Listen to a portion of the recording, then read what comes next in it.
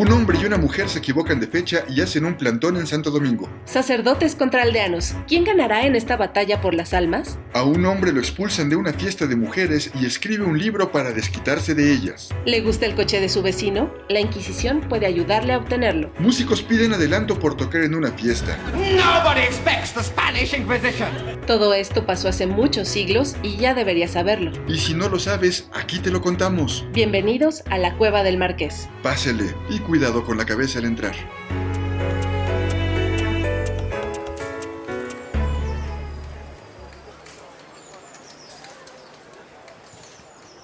¿Ya estamos grabando? Ni me hables, Ernesto, por favor, No siempre suceden estas cosas. Es solamente un error. Solamente a ti te suceden estas cosas. ¿Quién se equivoca de fecha tan importante como un día de hoy? Bueno, pues tampoco es que me haya equivocado por 20 años. No, nada más por 10 días que vamos a tener que ocultarnos aquí y estar acampando en los portales de Santo Domingo. Y podríamos también agregar a esto que es una de las ciudades más bonitas del planeta en este momento. Sí. Pero estamos enfrente de uno de los edificios más temibles del planeta en este momento. Y este edificio es justamente el causante de nuestro error. Porque venimos... ¿Nuestro? Pues somos un equipo. Bueno, equipo. Venimos a ser testigos de uno de los momentos más importantes de la historia del México, de la Nueva España, uno de los momentos más importantes, podríamos pensarlo, incluso de la humanidad, pues, ¿no? Bien que mal trasciende este instante en todo el resto del planeta, ¿no? Así el es. 31 de mayo de 1820, en España se decreta oficialmente terminada la Santa Inquisición. Y Ernesto, pues decidió viajar justamente este día a México porque pensó que les enviarían un email o algo así. No consideró el viaje en barco, que tardará 10 días en llegar la carta. El asunto es que tarda 10 días. El 10 de junio es el último día en que la Santa Inquisición tiene funciones en México y sucedió una cosa muy interesante que pues vamos a tener que esperar y contarles después, dentro de 10 días, en lo que nosotros vamos a turistear, o les contamos un poquito el contexto de qué diablos fue la Inquisición en México.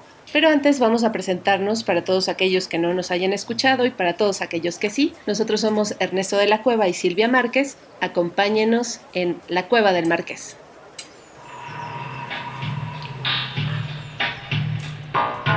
Acércate a más contenidos en nuestra página y en redes sociales. Búscanos como La Cueva del Marqués en Facebook, Twitter, iVoox e Instagram. O entra a www.lacuevadelmarqués.com.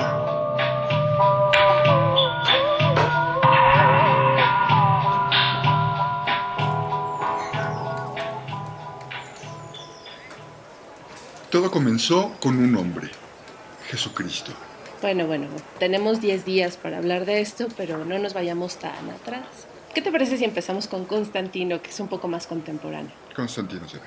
Bueno, el emperador Constantino en la antigua Roma, ya sabemos que hubo toda esta transición y que ahora es cristiano.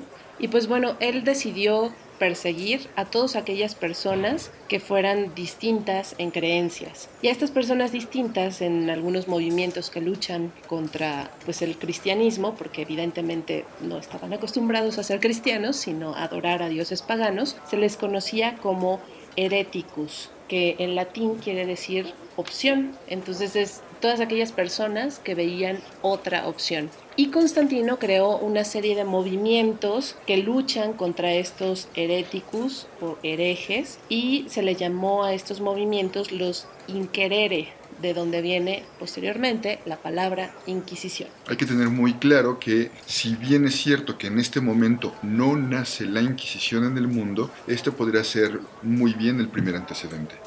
Todo mundo, toda la gente civilizada alrededor de Constantino eran romanos, todo mundo adoraba a los dioses romanos y de pronto viene este quiebre. Y lo importante en esta historia es que al final de cuentas el Estado, que Roma se convierte en el primer Estado en aceptar el catolicismo como religión oficial, el cristianismo como religión oficial, entonces tienen forzosamente que ceñirse a las reglas. Esta primera parte, esta primera etapa, si bien, insisto, no es la Inquisición per se, sí nos deja como un antecedente importante del brazo fuerte del Estado, obligando a la gente a tomar una religión nueva. claro, y de perseguir a aquellos que decidieran otra cosa, ¿no?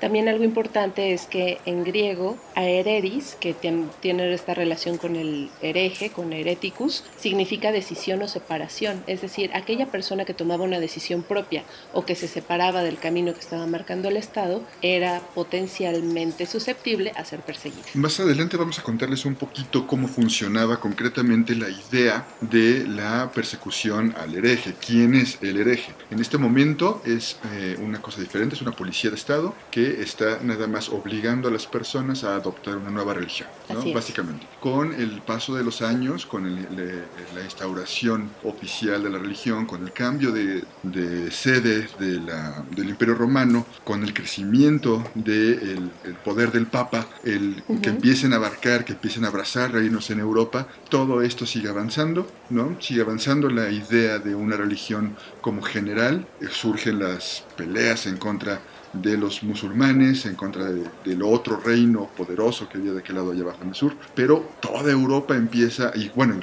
las peleas en contra de los grupúsculos que en el norte estaban defendiendo su fe, a final de cuentas, más o menos unos 5 siglos después, se empieza a normalizar la religión en Europa y casi todos son cristianos. Así es, y bueno, pues como decías, ¿no? Las decisiones del Papa eran las que reinaban y las que dictaban la agenda, tanto política como religiosa en aquel momento, y ya pues algunos años después hay un antecedente fundamental que es la bula papal de Lucio III. Esta bula papal es contra un grupo que se denominan los cátaros, y de esta manera, en el año, digamos, por ahí de 1180 y tantos, pues ya se instaura lo que es la Inquisición como tal, pero episcopal. Y vale la pena detenernos un poquito ahí, porque a final de cuentas estamos hablando de que la religión, los sacerdotes, no los reyes, no la gente que vive, sino los sacerdotes empiezan a tener una cantidad de poder increíble y empiezan a haber pues divisiones en la iglesia. Una de esas divisiones, las principales divisiones, surgen grupos como los cátaros, lo que dices, los valdenses, que en Francia y en Italia empiezan a cuestionar por qué diablos nosotros que somos sacerdotes, que somos religiosos, vivimos como si fuéramos reyes o príncipes. Eso no era justo. Teníamos que ser pobres y empiezan a correr la idea entre la gente que los sacerdotes tienen que ser más humildes. Y los cátaros hablan de una humildad general, ¿no? Incluso los cátaros son los primeros grupos, digamos, cristianos que aceptan a las mujeres como sacerdotisas incluso, ¿no? Y empiezan a hablar de este ideal de el mundo, digamos, físico, es el mundo del diablo, ¿no? Nuestra alma está presa en este mundo físico, en este plano físico, donde todo el tiempo queremos estar rodeados de placeres, ¿no? Entonces, estos placeres son los que ciegan a nuestra alma y lo que tenemos que hacer es dejarlos a un lado, evitarlos a lo mayor posible para que nuestra alma realmente emerja y en el mundo o en el plano superior y espiritual podamos llegar a ser lo que realmente queremos ser. Ellos veían este plano, el mundo, como una prueba y si lo superabas ya podías llegar al cielo. Entonces por ello, con esta filosofía, más allá de cualquier otra cuestión, ellos empezaban a quitarse de todas estas posesiones materiales y demás, pero resultó totalmente contraproducente, ¿no? Al ser ellos los que pues pregonaban esta idea de la humildad, de realmente acercarte a la palabra y a la religión, y como esta idea de comunidad, empezaron a tomar mucha fuerza y muchas personas en Francia, en la región de Languedoc, por aquellos años, empiezan a adherirse a este movimiento, lo cual espanta totalmente al statu quo de la Iglesia Católica. Porque sobre todo empieza a haber un factor que es importantísimo, empieza a haber violencia. Violencia a tal grado de que los mismos cátaros, los mismos valdenses, empiezan a convocar a las gentes para entrar en los recintos sagrados, robar cosas, a tirar cosas. Los cátaros no, fueron más los valdenses. Pero al final de cuentas empieza a haber un rollo muy violento. Empieza a haber asesinatos, empieza a haber secuestros, empieza a haber mucha violencia que tiene que tratar de controlarse de alguna manera. Y surge un momento clave e importantísimo en la historia de la Inquisición y, si me lo permites, otra vez en la historia del mundo, porque habrían sido los reyes los que se levantan en contra de esta violencia, pero no fueron ellos. Y esto queda sentado muchos siglos después, es una discusión actual. Por fortuna, no fueron los reyes quienes utilizaron a la Inquisición, sino que fue la Iglesia Católica. que bueno, también en estos momentos sí la Iglesia Católica tenía todo el poder, digamos, pues político también, y los reyes justamente, como dices, no se querían meter mucho en esto, pero en el caso específico del movimiento cátaro, los reyes sí se vieron como intimidados y le pidieron apoyo a la Iglesia para detener este movimiento cátaro. Entonces lo que ocurre justamente es que ya creada la Inquisición episcopal, que es, digamos, esta Inquisición a cargo de los obispos, que no tenías que ser inquisidor porque no existía el papel de inquisidor, sino cualquier obispo podía perseguir a aquel que fuera una amenaza contra la religión católica, en este caso los cátaros, ¿no? Y hay momentos específicos y muy importantes donde toda esta idea de las grandes piras humanas viene de este momento, de los cátaros. De hecho, la última gran quema de los cátaros fue en Montségur, en Francia, donde los sitiaron por muchos días, y al quedarse ya sin comida, los cátaros bajan de este castillo de Montségur, que en español es como el Monte Seguro, bajan y se entregan voluntariamente. Incluso hay crónicas en las que dicen que ya habían puesto la gran pira y los cátaros se ayudaban los unos a los otros a subir como a este templete de madera preparado especialmente para quemarlos. Las grandes quemas que tenemos en el imaginario de estas de la Inquisición vienen de esta época, ¿no? Quemaban poblados enteros. Hay un poblado en el sur de Francia que se llama Béziers. Hubo una iglesia completa donde la comunidad se encerró para sentirse protegida y pues llegaron ahí y quemaron la iglesia, ¿no? Y quemaron a toda la comunidad. Hay frases sumamente importantes donde se dice: quémenlos a todos y Dios distinguirá a los buenos. Entonces, bajo esta premisa iba la Inquisición en aquel momento. Sí, las cosas se descontrolaron. Cada quien hacía lo que quería, los sacerdotes y los frailes, todos los religiosos se volvieron sumamente violentos hasta que llegó un hombre que puso fin a todo esto. Un poco de orden. Porque bueno, sí. Sí, Inocencio III, en 1215 se le ocurre en el cuarto concilio de Letrán, se le ocurre juntar a toda la banda y decirle: ok, ¿qué vamos a hacer? Porque esto se está saliendo de control y no quiero que salga de control. Sí, así como que cualquier obispo puede tomar la decisión de quemar a una comunidad y no queremos esto, ¿no? Entonces, él ya habla de una Inquisición diferente a la Inquisición episcopal, que sería la Inquisición pontificia, es decir, crear ya una figura de una persona específica que tenía como el control, el poder y la decisión de perseguir a estos herejes, y era el único que podía decidir si se quemaba a una persona o no. Sí, y esto lo hacía con base en un proceso. Esto, si alguno de nuestros escuchas ha visto la película El nombre de la rosa, podrá reconocerlo. Un sacerdote que principalmente eran dominicos. Un sacerdote se vuelve un investigador ante alguna queja, alguna denuncia, y él llega, investiga, busca causa probable, se clava en sugerir acción, tiene que armar el caso, ¿no? O sea, hay digamos como un ministerio público de la Edad Media. Y él mismo es el que decreta cuál es el posible castigo. Así es. Y no siempre el castigo era la muerte. Claro. Después de que la Iglesia Católica entiende que la solución no era hacer grandes piras humanas, deciden que, bueno, vamos a poder castigar de alguna otra manera. Podríamos ponerle una multa, trabajo cívico, ¿no?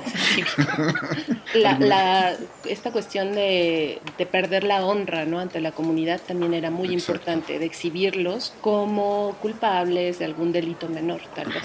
Sí, tener una marca, ¿no?, constante, una letra en la cara.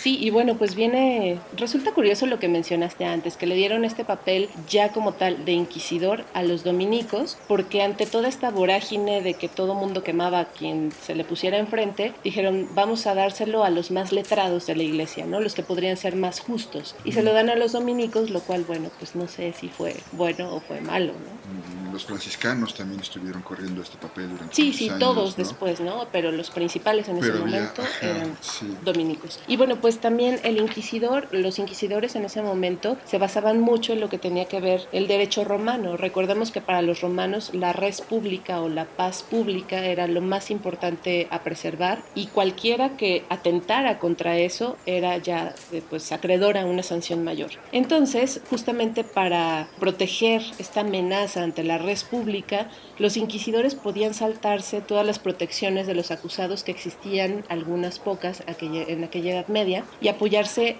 en rumores, en secretos y sobre todo en la tortura para acelerar este proceso. Si algo nos suena pues apegado a la realidad contemporánea que vivimos en el siglo XXI, Pues podríamos decir que viene desde aquel entonces, ¿no? Vamos a saltarnos todos los protocolos con tal de llegar a la verdad lo más pronto posible para evitar que esta persona o que un grupo de personas pueda atentar contra la comunidad. Y bueno, pues después viene una frase fenomenal del Papa Inocencio IV que dice que los herejes eran ladrones y asesinos de almas y por eso no debían de ser tratados bien. Ya de entrada estás culpabilizando y estás dictándole sentencia a la persona que estás persiguiendo, lo cual es un círculo vicioso que hasta hoy en día lamentablemente persiste. Sí, lo que buscaba Inocencio IV era básicamente que los que se negaban a retractarse eran culpables, ¿no? Punto, no había de otra. Si tú no te retractas de tus creencias, de tus ideas, entonces eres culpable. Y sobre todo, esto era lo más interesante, los que parece que saben más de lo que dicen. Esta figura era como muy interesante porque está registro, estamos metiéndolo al bote, estamos torturándolo, porque este hombre parece que sabe más de lo que dicen, ¿no? Que no está muy alejado de todos aquellos miedos que siguen persistiendo hasta la actualidad. Recordemos que siempre todos estos movimientos extremistas y demás van en contra del que es diferente a mí o al que posiblemente podría tener información que me dañe. Claro. Entonces, pues tiene un poco de lógica bajo la figura humana, ¿no? Sí, para este momento hay que tener claro una cosa. El desarrollo de la Inquisición estaba en pañales. Había pasado menos de un siglo y las cosas se habían ido de arriba para abajo, ¿no? Estamos en Inocencio IV, estamos en 1525, pero poquito antes, 20 años antes, Gregorio IX había cancelado, por ejemplo, la tortura, ¿no? Él había dicho, ya no va a haber tortura porque nos estamos pasando de lanza, porque no sé qué, pero resultó que sus métodos no fueron tan eficientes, sus métodos más hippies, ¿no? Porque al final de cuentas hubo un periodo de gracia donde si tú tenías algo que decir, lo decías. Anda, ven y dilo, y te perdonamos. Después de eso, te tienes a las consecuencias. Si alguien te acusaba, ¿no? Todo este rollo. Pero mataron, en 1552, asesinan a un sacerdote, Pedro Martí Lombardía, que es asesinado por los cátaros, por alguno de los grupos que quedaban, y entonces Inocencio IV es quien cuando se pone todo violento.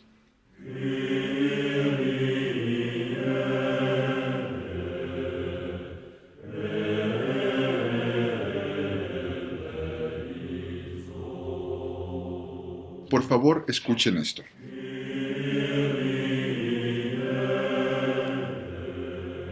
¿Qué cabría pensar de semejantes hechiceras que coleccionan órganos viriles en gran número, tantos como 20 o 30, y los colocan en nidos de pájaro o los encierran en cajas, donde se mueven como miembros vivientes y se nutren de avena y maíz? Todo es obra del demonio y del engaño, ya que cierto hombre me dijo que, cuando perdió su miembro, fue a ver a una conocida bruja para solicitar que se lo restituyera. Le dijo al afligido hombre que subiese a un árbol determinado y tomase el que le gustara más, del nido en el cual había varios miembros. Y al elegir uno grande, la bruja le dijo, no debes coger ese, y añadió, porque pertenece a un cura de la parroquia.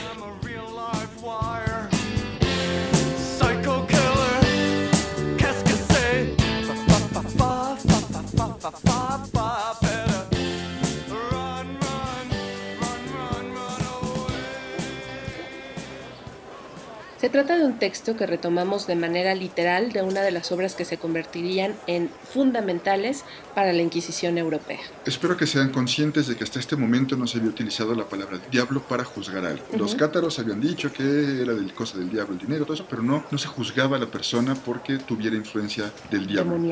Demoníaca. Entre la época de Inocencio IV hasta este momento en el que acabamos de hacer una elipsis bastante extraña, ya empezamos a tener por todos lados, empezamos a tener muchas inquisiciones, no solo una, no estamos hablando de la Inquisición, sino tenemos la Inquisición alemana, la Inquisición italiana, regionales que empiezan a surgir con diferentes inquisidores y con de alguna manera diferentes códigos, ¿no? En este momento tenemos a Felipe el Hermoso, tenemos a Juana de Arco, tenemos mucha gente que está siendo juzgada o que está siendo juzgadora o que está retomando para sus intereses, tenemos todo el desarrollo de este rollo. Pero no habíamos mencionado al diablo, hasta que llega un señor que se llama Heinrich Kramer, que tenía mucho tiempo libre por lo visto. Y que él se le ocurre una idea brillante. Y escalofriante. Se le ocurre otra idea brillante que también repercute en la historia de la humanidad. A este señor voltea y dice, yo creo que el diablo es el culpable. Pero los hombres Pues los hombres son rudos, son duros. Y los hombres No se dejan tentar por el diablo. Las culpables son las mujeres. Todo es culpa de Eva, a final de cuentas, ¿no? Por supuesto.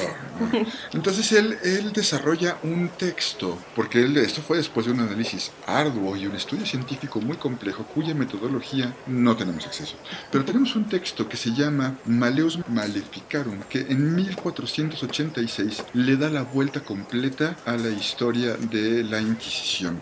Porque en este libro no nada más se describe cómo torturar y juzgar a las brujas, también habla de cómo identificarlas, cuáles son los tipos de brujas y dónde pueden estar. Y sus trucos para esconderse. Y sobre todo para lacerar el orgullo y el amor y la honra de esos pobres seres que son los hombres. Evidentemente Ernesto está siendo sarcástico, pero sí, totalmente esta cuestión fue una persecución explícita hacia las mujeres, y aquellos hombres que podrían ser pues brujos o tentados por el diablo eran los menos. Pero porque hay que tratar de entender muy bien por qué la mujer se convierte en un blanco. No, creo que la solución no es tan sencilla como decir es que son machistas, el patriarcado. No. La solución tiene que ver con que en esa época estamos en la mitad de las cruzadas. Las cruzadas lo que están logrando es que muchos hombres salgan de sus casas y viajen lejos. Estamos hablando de que tienes que atravesar, si vives en Francia, tienes que atravesar toda Europa del Este para llegar a pelear en la orilla de Asia. El problema era que muchos no regresaban. Quienes se quedaban con el control absoluto de las casas, de los terrenos, de la ganadería, de la tienda de teléfonos celulares, quienes se quedaban con todo eso eran al final de cuentas las mujeres. Las mujeres se convierten en las dueñas y señoras de los terrenos de los changarros. Y por supuesto también en los objetos del deseo de los otros que no iban a las cruzadas, ¿no? Y generalmente esos eran gente poderosa. Quien no iba a las cruzadas era gente poderosa. En alguna ocasión escuché que alguien estaba hablando sobre el Camino de Santiago, que fue un lugar en el que se favoreció muchísimo la casa de brujas, la casa de brujerías de las mujeres, porque eran ellas las que se quedaban a recibir a la gente que estaba caminando. Y era muy fácil acusarlas, porque tú veías que de pronto las mujeres empezaran a hacer una cosa que era absolutamente normal, protegerse unas a otras. Claro. Se juntaban, se reunían, pero pues echaban un pulquito, un whisky, una chelita, y echaban relajo entre ellas juntas. Cuando llegaba un hombre... Cocinaban juntas. Cuando llegaba un hombre a decir, claro. Oh, ¿cuántas mujeres? Voy a por pasarme con ellas. Entraba a la fiesta, los corrían. Entonces era muy fácil para ese hombre decir, esas mujeres son brujas. Y se están reuniendo para adorar al diablo. Para adorar al diablo. Entonces la parte inquisitora que teníamos ya bastantes años en este momento de estar recibiendo la doctrina de Heinrich Kramer, ¿no? Podía ser muy fácil el tratar de creerles en el asunto de que, oh sí, son brujas, porque la Iglesia Católica ya acepta que haya brujerías. El diablo está presente a través de las mujeres. ¿Y cuál era la mejor forma de quitarle el terreno a tu vecina? Pues acúsala de Inquisición. Acúsala ante la Inquisición de brujería, ¿no? Y pues bueno, todo esto siguió y justamente llega hasta un punto fundamental que es donde queremos o donde empieza la historia como tal que nos interesa en estos portales de Santo Domingo, que es la corona española crea la Inquisición. Y como dices, todas las Inquisiciones tienen su toque personal. La corona española en 1478, ya siglo XV, pues ellos quieren luchar prácticamente contra los judíos conversos, ¿no? Y contra los protestantes. Sí, porque está el rollo de los moros. Los claro, moros que y están toda adentro, la expulsión de los judíos. El dinero que se está manejando en este momento es enorme. Ya existe la banca o una protobanca, sí, ¿no? Quien la maneja es dinero de los judíos, que son los que pues, más trabajan. Y tienes a los templarios, que son los que funcionan como cajeros automáticos en todo lo largo de Europa. Sí, ¿no? pero España quedó, digamos, como bajo otras circunstancias en ese momento, ¿no? Mientras los franceses estaban, pues, acá, digamos, contra los últimos resquicios cátaros, contra los templarios, también Alemania un poco. España estaba librando su propia batalla, si podemos decirlo, contra estos judíos y protestantes, ¿no? Todos los resquicios de los moros y demás. Y evidentemente muchos judíos expulsados de España, pues se iban hacia colonias españolas también, ¿no? Por lo cual la corona española decidió expandir el brazo de la Inquisición hacia sus colonias, que por fin es cuando nos llega a nosotros acá en América. Sí, la Inquisición española queda instaurada formalmente en 1391 con un trabajo arduo en contra de los judíos. Tiempo después, Sixto IV emite una bula papal que se le entrega ni más ni menos menos que a Fernando. Fernando controla la Inquisición, cosa que no había pasado en ninguna otra parte. Exacto. No tienen control de los...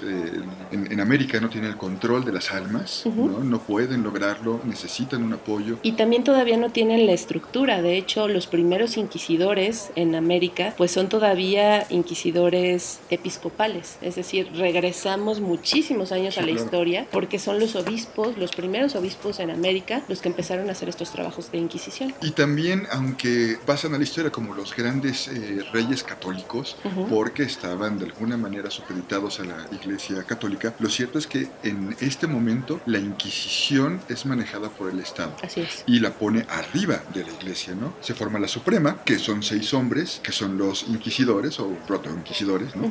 Que están, de los cuales uno de ellos es un consejo, que de los cuales uno de ellos es nombrado por el Papa. Solamente uno. Los otros 5 son nombrados ni más ni menos que por el rey de España. Claro. ¿No? Entonces la influencia que acaban teniendo hacia las colonias acaba siendo justamente esa. El control de las almas viene desde España. Lo que nos llega acá a la Nueva España es una Inquisición muy diferente y con especificaciones muy distintas a la Inquisición en el resto de Europa. Ya de manera específica, aquí en la Nueva España, Fray Juan de Zumárraga, el primer obispo que llega en 1535, pues él llega y desenfunda todo, ¿no? Todas sus armas. Y dice, ¿saben qué? Vamos a dar una lección de que la Inquisición funciona y funciona muy bien y vamos a quemar nada más y nada menos que al nieto de Nezahualcóyotl porque sigue adorando dioses paganos, ¿no? ¿Por qué no? ¿Por qué no? Y bueno, pues resulta que el nieto de Nezahualcóyotl, que en ese momento era cacique de Texcoco, nada más y nada menos, al final pues como que se arrepiente un poco, muestra pues esto de que yo no sé qué está pasando aquí con la religión y deciden ser piadosos, conmutarle la pena de la hoguera por el garrote vivo, que tampoco debió de ser una muerte muy bonita. Lo que sucede después es sumamente importante porque Fray Juan de Zumárraga recibe una reprimenda por parte de la corona española, le pegan un manazo y le dicen, oye, estamos en pleno proceso de evangelización después de la conquista que nos ha costado bastante sangre y sudor y tú vienes y quemas a un indígena, o sea, ¿qué esperas? Que se subleven todos los demás, ¿no? Entonces, por favor, nunca más vuelvas a quemar a un indígena. Tu labor es perseguir a los judíos conversos y a los protestantes. Sí, aquí hay una cosa muy interesante que tiene que quedar como muy clara. La leyenda negra, la leyenda negra de la Inquisición, la leyenda negra de España en general, sí, ¿no? De los españoles malditos, que tienen que pedir perdón. La leyenda negra dicta que la Inquisición española vino a México y mató a todos. Y eso no es cierto. Lo que realmente sucede, y si se acuerdan hace rato que les dijimos un dato importante, que era la palabra herejía, que es lo que les vamos a contar ahorita, es lo que realmente marcó el trabajo de la Inquisición. Un hereje es una persona, a final de cuentas, que toma una decisión. Sí. Y esa decisión tiene que respetarla. La Inquisición española, cuando llega a México, no viene a juzgar las almas de todos los indígenas, no viene a incendiar en grandes piedras como los cátaros a los mexicanos, a los mayas, no. Lo que viene a hacer es solamente a vigilar, después de esto que les acaba de contar Silvia, lo que viene a hacer es que vamos solamente a controlar a los españoles que lleguen a América, que se digan que son católicos. Si llegan judíos, si llega, bueno, no, sí los perseguimos, pero al final de cuentas el asunto es, si yo soy judío, acuérdense que en 1492 hubo una expulsión de los judíos, si yo soy judío y quiero irme a América, tengo que volverme católico. Exacto. No tengo que volverme cristiano, porque es la única manera en la que yo voy a poder seguir en el reino. De otra manera me voy a Italia, me voy incluso a Portugal un poco, me voy a otro lado. Pero la única forma es que yo pueda llegar a América es diciendo que si soy judío o si soy musulmán, diciendo que soy cristiano. Esa conversión es en la que se fijaba la Inquisición. No se fijaba en nada más. No le importaban porque al final de cuentas consideraban que los indígenas eran indigenitas, entonces ellos no tienen conciencia. Bueno, eso es por una parte, y por otra la parte política, que decimos que en la Inquisición aquí en la Nueva España sí tuvo mucho peso, fue de, no queremos que se levanten en armas porque quemaste a uno de los suyos, ¿no? Claro. Y que nos expulsen porque apenas estamos en una tambaleante, digamos, consolidación del reino español en territorio americano. Y pues sí, o sea, evidentemente haciendo una revisión de los archivos de la Inquisición, los procesos más comunes eran blasfemia y bigamia, que era muy común, ¿no? Por todos los españoles que dejan a sus esposas en España y que vienen al Nuevo Mundo a conquistar nuevos territorios y nuevas mujeres, era muy fácil que te acusaran de bigamia, ¿no? Claro. Sí, también la parte de la blasfemia, ¿no? Que bien que mal era como un rollo como normal, ¿no? Que si te cae mal alguien vas a buscar cualquier cosa y pues cosas como insultar a Dios en un idioma español de los castellanos que se la pasan insultando todo. Pero a final de cuentas todo esto era importante. También al mismo tiempo había el cerdo, la carne de cerdo, ¿sí? ¿no? Si tú no comías carne de cerdo, podías acabar siendo acusado de que tenías prácticas de judaísmo.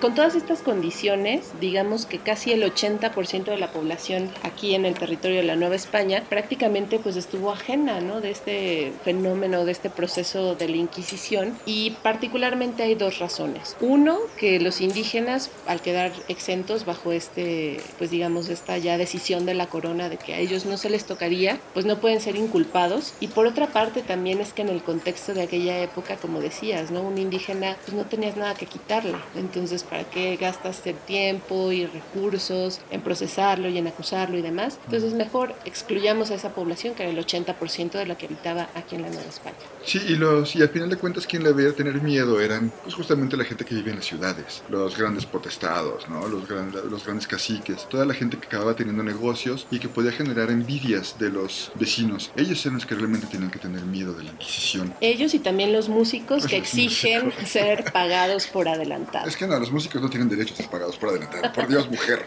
Bueno, pues es que el primer caso y la primera causa aquí, digamos, ya en la Nueva España, hecha por Fray Juan de Zumárraga, fue el 5 de junio de 1536. Y es una chulada. Eso es absurdo. No, es una chulada. Fue contra dos músicos que dijeron, yo no voy a tocar en la ceremonia de instalación de este tribunal porque no me estás pagando por adelantado. Y se les ocurrió meterse contra el tribunal de la Inquisición, lo cual, pues bueno, no es muy inteligente que digamos. Lo que pasó fue que el tribunal dijo, no quieres tocar para mí, bueno, pues entonces te voy a enjuiciar, y lo que resultó fue que tuvieron que pagar 6 libras de cera blanca para la catedral. Entonces los músicos, aparte de que se quedaron sin la paga, se quedaron sin el foro para ser escuchados, fueron enjuiciados, seguramente se sacaron un susto y al final tuvieron que pagar algo que tal vez ni tenían. Y al final de cuentas, pues toda la gente, la Inquisición en México no fue tan importante como lo pudo haber sido la Inquisición en España, porque después de todo, pues no había mucha gente al final que juzgar y las cosas en las que se clavaron fueron mínimas. Así es. No a todas las personas que se les juzgó se les mató, no a todas las personas que se les juzgó se les tortura. Así es. No, ¿hubo tortura? Sí. ¿Hubo, a final de cuentas, sentencias de muerte? Sí, sí las hubo, pero a comparación de las que hubo en Europa, desde el principio de la Inquisición hasta que llegó a América, lo cierto es que fue nada. La eficiencia o la efectividad de la Inquisición, como una suerte de ministerio público, acabó siendo pues bastante efectiva porque solucionaban muchos problemas antes de tener que llegar a haber un problema mayor, ¿no? Pues sí, fíjate que la Inquisición aquí en la Nueva España duró ahí por más o menos unos 242 años y solamente hubo 51 sentencias de muerte, lo cual pues nos habla de la efectividad letal muy baja del promedio, como decías, que ocurrió en Europa.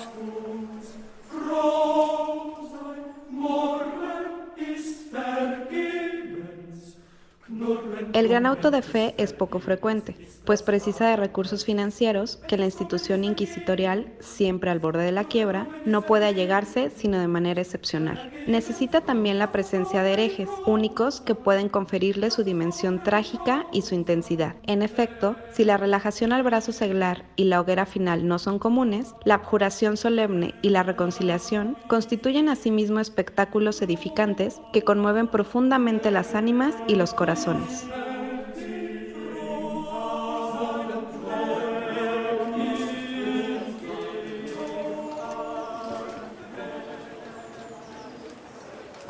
Esto que acabamos de escuchar es de una investigación de Solange Alberro, La Inquisición y Sociedad en México, donde hace todo un recuento muy específico porque se fue al archivo de la Inquisición, que está en el Archivo General de la Nación. Hay un apartado específico donde se guardó todo lo que se pudo sobre esa época en México, de 1571, ella analiza más o menos, hasta 1700. Que tiene una función importante en el asunto histórico de México, porque poco a poco ha ido matando la leyenda negra de la Inquisición, ¿no? ¿no? A final de cuentas, la lucha que ha tenido el archivo por lograr desafanar del mito urbano la cantidad de muertes que se supone que se le atribuyen a la Inquisición o la tortura, lo cierto es que ha luchado bastante. Cualquiera de nosotros, cualquier mexicano puede darse una vuelta por el archivo en Palacio Negro de Lecumberri y puede consultar los archivos en persona y puede leerlos. Muchos no se pueden entender, son una caligrafía ininteligible, pero a final de cuentas están los documentos y están bien puestos y están muy bien presentados.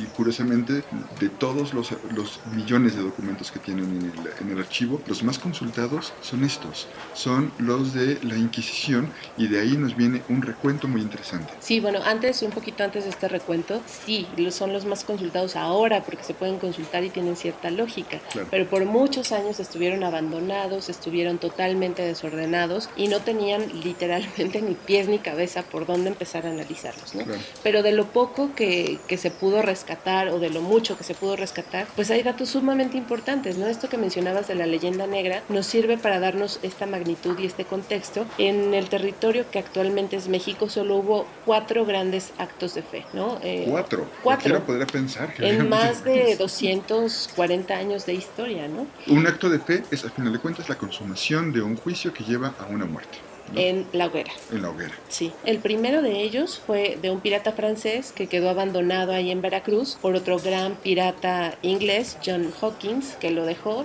supongo que en algún ajuste de cuentas o ya no cabía en el barco de regreso o algo. Y bueno, pues dijeron, ¿qué hace aquí? Vamos a matarlo. Eso fue en 1574. Al año que siguiente hubo otro acto de fe que no se tiene mucho registro, y después hasta 1590 viene uno de los más polémicos tal vez, o donde más se ha documentado, es de unos judaizantes procedentes de Portugal, una familia que llega al reino de Nuevo León, y ahí pues el patriarca de la familia se hace gobernador de este nuevo reino de León, Luis de Carvajal y de la Cueva, que él pues terminó muriendo en las celdas de la Inquisición, aquí en lo que ahora es la Escuela de Medicina, pero bueno, a su familia, después, 6 años después, se hace lo que se conoce como el auto grande, es decir, toda la familia de Carvajal queda en la hoguera, los cuales más o menos eran 13, y hay un dato muy importante también, ¿no? Uno de sus hijos o su sobrino, su nieto, algo, estuvo preso en la cárcel de la Inquisición, en la Perpetua, y escribe una especie de diario que muchos años después, hace poco, se encontró, es del tamaño de un iPhone, o sea, súper chiquito, lo pude esconder muy bien, donde relata cómo fueron esos días en la cárcel de la Perpetua. Que muy bien valdría la pena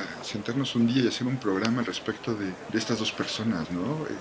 La familia Carvajal, que son fundadores de Monterrey, son fundadores de Aguascalientes, o sea, algunas ciudades en San Luis Potosí, me parece, que a final de cuentas le dieron como mucho, y todo esto viene, según lo que nos hemos enterado, mi tío, que viene a causa de envidias en cuanto a otras personas, de le estoy yendo mejor y le metemos, ¿no? Valdría la pena mucho sentarnos a hablar un poco más de estos dos personajes, de estos dos Luises. Así es. Y bueno, pues también hubo muchos otros casos, pero como dices, no necesariamente terminaban en estos grandes autos de fe, sino que también se buscaba mucho la condena pública, ¿no? Esta cuestión de de decir, miren, ahí va un judío, ¿no? Miren, no hizo lo que tenía que hacer y demás. Y surge una idea que hasta la fecha persiste, que es vestir a las personas de una manera determinada y que caminen así por la calle. Se les llamaba esta vestimenta a los sanbenitos por algunas insignias que portaban. Un medallón.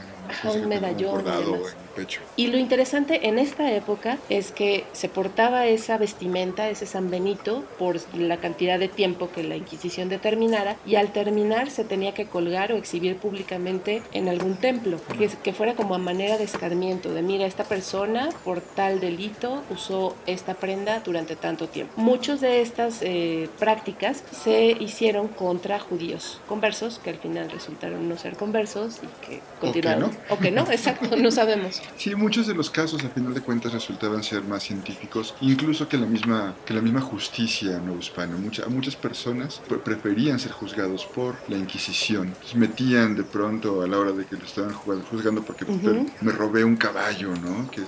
O una vaca, que eso era sumamente castigado. A final de cuentas ellos acababan metiendo rollos religiosos, más religiosos, o una blasfemia o cualquier cosa para que quien acercara el caso fuera la Inquisición, razón, porque eran, al final de cuentas, mucho más justos en muchos de los casos, ¿no?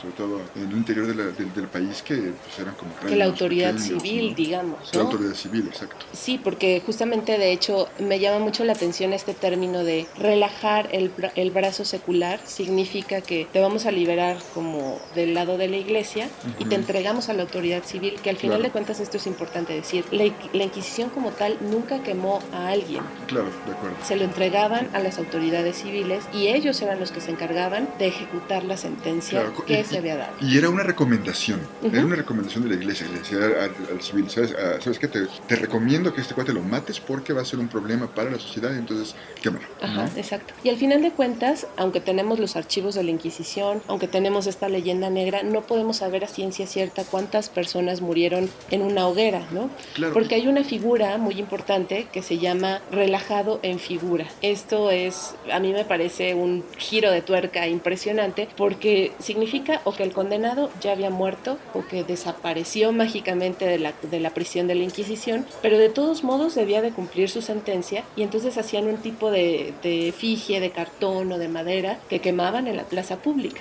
Con esto se decía, bueno, ya cumplió su sentencia, ya déjenlo en paz. Se comenta que, pues bueno, los inquisidores aquí en la Nueva España no eran las personas mejor pagadas que tengamos, y que esto se pudo prestar a muchos sobornos incluso, ¿no? Claro. De, ¿sabes qué? Te dejo tanto dinero, te dejo mi terreno, te dejo lo que sea, con tal de dejarme escapar. Mucha gente desapareció misteriosamente de la Perpetua y al final de cuentas quemaban un muñeco de madera. Y mucha gente permaneció incluso sin poder llegar a uno de los juicios o llegar al final con el juicio. Ahora mismo recuerden que estamos en 1820 y enfrente de nosotros en la Perpetua hay personas que hay 40 presos en este momento. Eso lo sabemos por registros, pero porque si viviéramos aquí no podríamos entrar. Sí, no pero sabríamos. Sabemos que hay 40 personas en este momento adentro de la Perpetua, de los cuales la mayoría pueden llevar más de 10 años allá. Sin sentencia. Sin sentencia. O sea, el derechos humanos sería feliz en este lugar. O no. Por ejemplo, hablando de estos presos que estaban años y años en la Perpetua, que ahora entiendo su nombre. Es un irlandés que resulta sumamente interesante.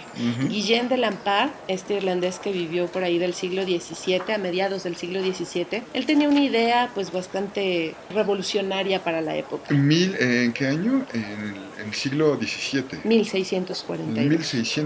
1642. Por lo que va a decir Silvia, aprendas esta fecha.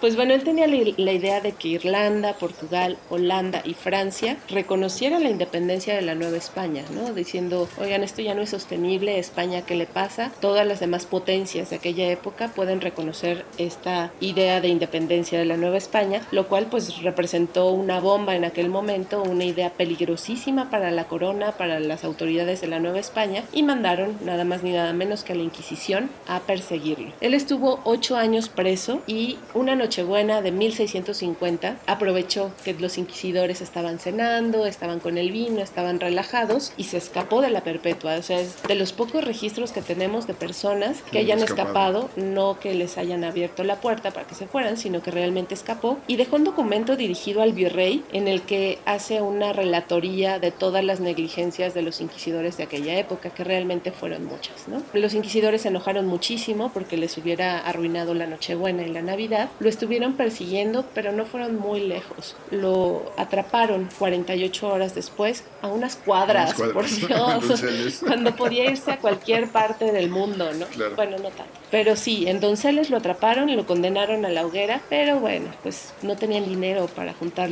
la madera para quemarlo, sí, porque ¿no? ese es un dato también muy importante. La Inquisición, bien que mal, no se podía mantener.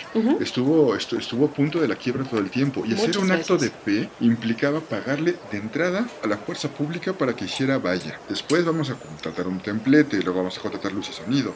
Toda esa parte, un videomapping por ahí. Todas estas cosas, al final de cuentas, costaban una fortuna. En ese momento, hay que recordar que bien que mal, la madera era el combustible, sí, claro, ¿no? Primordial en ese momento, y todo eso acababa costando una fortuna. Quemar a una persona, que también hay que entenderlo, no es algo de que prendes una fogatita y le prendes fuego, tienes que mantener un fuego durante horas. Claro. Y tienes que estarlo alimentando. Es carísimo. Y más para un grupo que no está teniendo ingresos, a final de cuentas, que la corona lo está apoyando observando de lejos, miserablemente, y que no le está permitiendo ser tan gandalla como para quitar de terrenos, ¿no? Así es. Pues este hombre, digamos que vivió esta suerte de que lo condenaron y por 9 años, o sea, ella sabía que iba a morirse en la hoguera, estuvo 9 años encerrado, esperando esta muerte, hasta que dijo, ¿saben qué? Mejor me voy a suicidar en la celda. Y los inquisidores en ese momento dijeron, híjole, ya habíamos juntado la maderita suficiente, agarraron su cuerpo y lo echaron a la pira. Y bueno, pues ya les contamos más o menos qué fue lo que sucedió desde el principio de los tiempos hasta ahora. ¿Y cuánto tiempo ha pasado? Ya pasaron los 10 días, los 9 días, querida Silvia. Y apenas van 40 minutos, Ernesto. Diablos. Aquí no hay televisión e internet, nos estamos muriendo de aburrimiento. Bueno, no, realmente es muy interesante. Lo que va a suceder a continuación, bueno, en los próximos días, hace unas horas en España debió haberse decretado el acto de la clausura y la muerte de la Inquisición. En unos 10 días más o menos va a llegar a la Ciudad de México un hombre que se va a parar en la puerta de la Perpetua, que es la casa de la Inquisición. Se va a parar en la puerta y va a tocar la puerta. No hubo nadie más que le abriera, más que los cocineros y algunos jardineros que andaban por ahí. Los inquisidores, que ya estaban pues alertados un poco ante estas noticias, empezaron a huir por donde pudieron, Sí, porque sabían que iban por ellos. Y hay que decir que esta persona, que es Pedro Job, no venía solo. ¿No? Venía con un notario y venía con 70 personas detrás de él que estaban dispuestos, porque ya sabían que la Inquisición había muerto, que iban a sacar a los presos que estuvieron en Perpetua, de los cuales muchos pues no tenían dinero, ya no tenían. Pues es que no tenían ni tiempo. idea, imagínate, tenían años y años ahí en la Perpetua, atravesando el Patio de los Naranjos en condiciones infrahumanas realmente, y pensaron que los sacaban porque ya les tocaba, ¿no? Y que los ya iban a matar a todos juntos. a quemar. Entonces el virrey Juan Ruiz de Apodaca pues se compadece un poco y les da un poco de dinero para que reactiven su vida. Imagínate, después de estar desconectado, no sabes dónde quedó tu familia, te O quedas no la sin nada. tienes, o no la tienes, ¿no? Tu familia desaparece, o tal vez algo le pasó. Acaba siendo brutal. El caso es que dentro de unos días esto es lo que va a suceder. Va a desaparecer totalmente, la Inquisición va a dejar de funcionar al principio aquí en la Ciudad de México, y poco a poco el mensaje se va a ir pregonando por el resto del país y el resto del continente, a final de cuentas. Porque también en las demás Inquisiciones, en los demás virreinatos, también desaparecen y también se van al diablo. Y poco a poco todas las demás Inquisiciones en los próximos 200 años van desapareciendo. La Inquisición portuguesa también muere en el mismo día, las demás, la italiana, la alemana, la holandesa, todas esas van desapareciendo poco a poco, salvo la romana. La romana tiene una cosa muy interesante, que con el paso del tiempo sobrevive hasta hoy. Digamos que con la teoría de la evolución de Darwin se va adaptando para sobrevivir. En este momento, la Congregación para la Doctrina de la Fe es lo que es la misma institución que antes de 1965 se llamara la Santa Inquisición Romana. Hoy la doctrina, la Congregación para la Doctrina de la Fe, instaurada, cambiado el nombre por Pablo VI, por el Papa Pablo VI, ellos se encargan más que nada de seguir cómo va la onda sin tener ninguna fuerza como beligerante o fuerte o intensa. Como para más señas, Benedicto XVI, el anterior papa, era miembro de esta Inquisición esta neo-Inquisición moderna. Híjole, yo iba a cerrar este programa diciendo que ya estaba menos temerosa, que no me podían hacer nada, que a menos que demostrara mis prácticas judías y demás, pero con esto último que acabas de decir ya no estoy tan segura. No, lo cierto es que también ya no están metidos en otras cosas. Trabajan sobre todo con sacerdotes, con la gente que es católica, con diáconos, con gente que está mucho más metida en esto que los mexicanos, que somos muchos mexicanos que somos católicos por nacimiento, pero no por práctica. Y de esta manera, pues ya perdoné un poco más a Ernesto haciendo este recuento, ya no tengo tanto miedo, ya voy a disfrutar de este México de 1820 y a ver qué más les podemos llevar. Sobre todo porque si nos cae la Inquisición en este momento por herejes o algo por el estilo, lo cierto es que va a durar el castigo 10 días, no 10 años.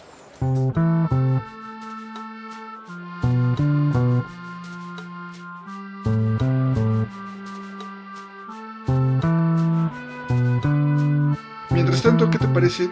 Ya que estamos aquí, ya que estamos ahora, vamos a darnos un rol en la conspiración de la profesa. Pues sí, vamos a ver qué tal se ponen estas reuniones secretas de aquellos que no quieren que seamos libres y que están en contra de la Constitución de Cádiz. Mientras tanto, ya después les contaremos cómo nos fue. Les agradecemos mucho por habernos escuchado en este nuevo capítulo de La Cueva del Marqués. Yo soy Silvia Márquez. Y yo, Ernesto de la Cueva. Nos escuchamos en la que sigue.